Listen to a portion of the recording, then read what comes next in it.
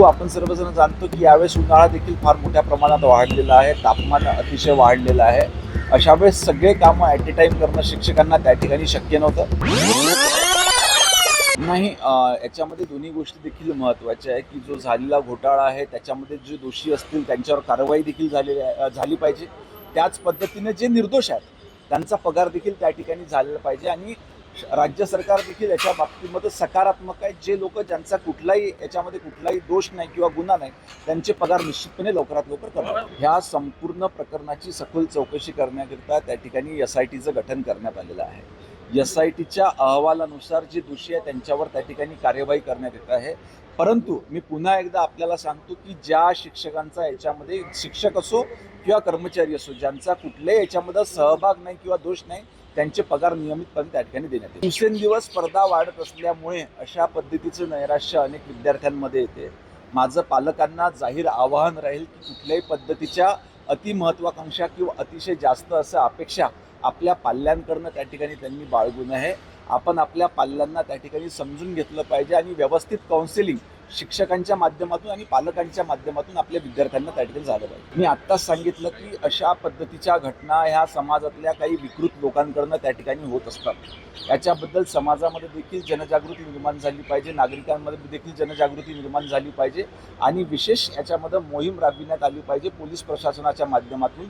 जे पोलीस प्रशासनाच्या माध्यमातून आता सध्या चालू आहे ही मोहीम व्यापक झाल्यानंतर निश्चितपणे अशा पद्धतीच्या घटना नियंत्रणात येतील. मध्ये सध्या जनगणनेचं काम देखील चालू आहे, SIRचं देखील काम चालू आहे आणि BLO म्हणून ज्या शिक्षकांची नियुक्ती ह्या कामाकरिता झाली आहे त्यांना याच वेळेस प्रशिक्षणाचा देखील कार्यक्रम शालेय शिक्षण विभागाच्या वतीनं देण्यात आला होता.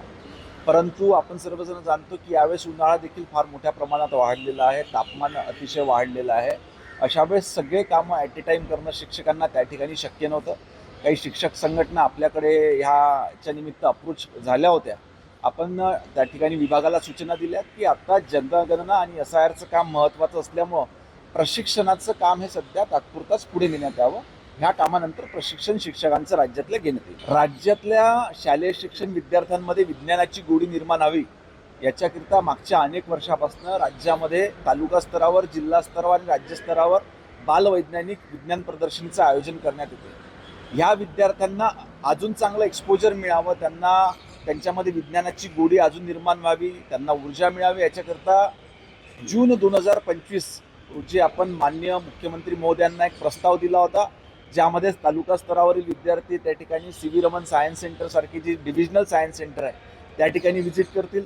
जिल्हा स्तरावर उत्कृष्ट परफॉर्मन्स करणारे विद्यार्थी हे इस्रो बेंगलोर या विज्ञान संस्थेला त्या ठिकाणी भेट देतील आणि राज्यस्तरावर चांगलं काम करणाऱ्या शालेय शिक्षण विद्यार्थ्यांना अजून त्यांना चांगलं त्या ठिकाणी माहिती मिळाली पाहिजे, विज्ञानाबद्दल नवीन टेक्नॉलॉजी त्यांना माहीत झाली पाहिजे. याच्याकरता NASA अमेरिकेला ह्या जागतिक विज्ञान केंद्राला भेट देण्याची संधी उपलब्ध व्हावी अशी विनंती आपण माननीय मुख्यमंत्री महोदयांना केली होती.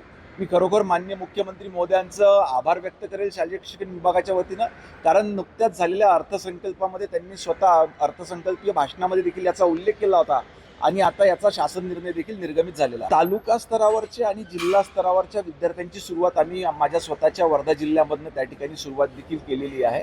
आता येणाऱ्या सत्रातली जेव्हा विज्ञान प्रदर्शनी राज्यस्तरावरची होईल तर मग ते राज्यस्तरावरचे विद्यार्थी निश्चितपणे नासाला जातात. नाही, निश्चितपणे चिंतेची बाब आहे, परंतु याच्यामध्ये जनजागृती हा देखील एक महत्त्वाचा भाग आहे.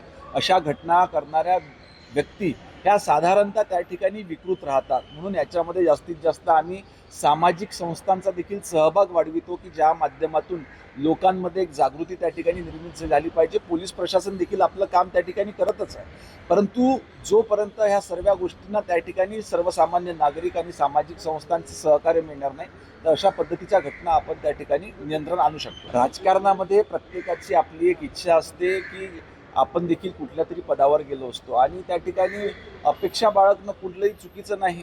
त्या ठिकाणी जेव्हा ज्यांना संधी मिळेल तर मुख्यमंत्री होऊ शकतो. अशा कुठल्याही पद्धतीची स्पर्धा महायुतीमध्ये नाही आहे. तीनही पक्षांचे ज्येष्ठ नेते एकत्रितपणे अतिशय चांगलं काम या राज्यामध्ये करीत आहे. अशा पद्धतीच्या घटनांवर पोलीस प्रशासनाने बारकाईनं लक्ष त्या ठिकाणी ठेवून आहे आणि ही आकडेवारी सतत चेंज होत राहते. त्याच्यामुळे आता जरी असेल तरी ह्या घटना नियंत्रणात कशा आणतील आणि अशा पद्धतीची कार्यवाही करणाऱ्या गुन्हेगारांवर सक्त त्या ठिकाणी कारवाई करण्याचे निर्देश देण्यात आले आहेत. शाळांमध्ये प्रवेश घेणाऱ्या विद्यार्थ्यांचं सिलेबस देखील कंप्लीट झालं पाहिजे. ह्या हिशोबाने विभागाच्या वतीनं तो त्या ठिकाणी टाइम टेबल राज्यस्तराचा करण्यात आलेला आहे. परंतु त्या भागातली भौगोलिक परिस्थिती लक्षात घेता त्यानुसार त्या ठिकाणचे निर्णय पुढील काळात घेण्यात येईल. अशा पद्धतीचे जबरदस्तीचे धर्मांतर होऊ नये याच्याकरिता आपण नुकत्याच झालेल्या अधिवेशनामध्ये कायदा देखील पास केलेला आहे आणि त्यांच्यावरती आपण कारवाई देखील करणार आहोत. म्हणून अशा पद्धतीच्या चुकीच्या घटना होऊ नये याच्यावर सक्त अशी कारवाई करण्यात येईल.